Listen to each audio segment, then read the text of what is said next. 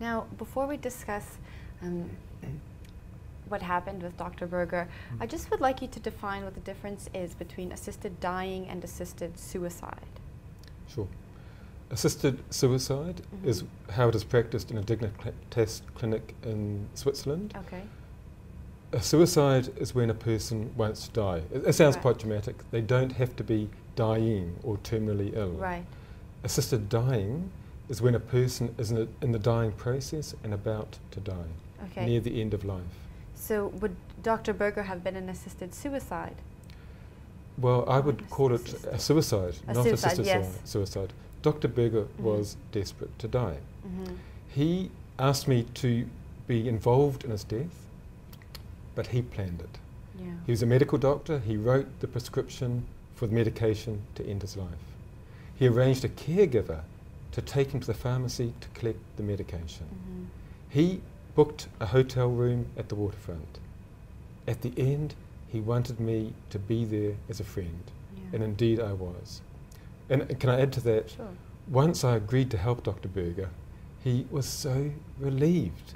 He said he had never such relief and peace in his time as a quadriplegic, the entire 7 years. He said for the first time he was sleeping peacefully at night. And he told me, this is really a defining point, he told me his greatest fear was something happening to me. He said if I were to die in a car accident, he could be stuck as a quadriplegic for years before finding someone else who might help him.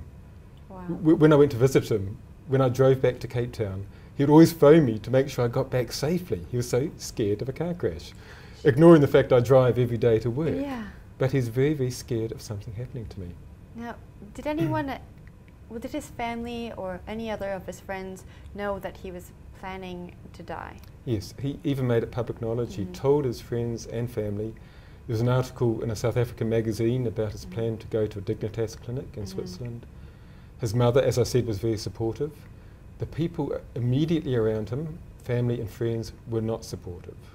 But I can understand why. Obviously, when you see somebody wanting to die, you want to give them hope and encouragement and say, please don't die. It's a natural human reaction. But Anrich Berger would say to me that these people who would walk into his room to try and convince him to live would walk out of his room and continue their normal lives. He would continue lying in his bed, unable to move, watching other people's lives going on around him. It was his decision. He wanted to die. Nobody else should have any involvement in that decision.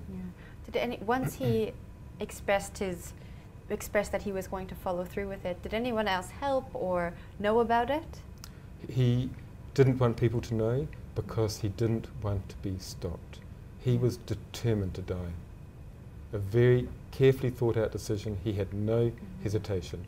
And the time I spent with him that last afternoon was the time I'd seen him at his greatest peace. Very, very relaxed. Now I want to talk about that time, and I don't know if you'll know the answer to this question, but was there any questioning around him writing a prescription for himself? I know doctors aren't allowed to write prescriptions for themselves. Did he have any problems with that? No, he didn't. He wrote a prescription for phenobarbital. This is a medication used regularly in medicine to treat epilepsy. So there would be no questions raised at the pharmacy for a large dose of phenobarbital written.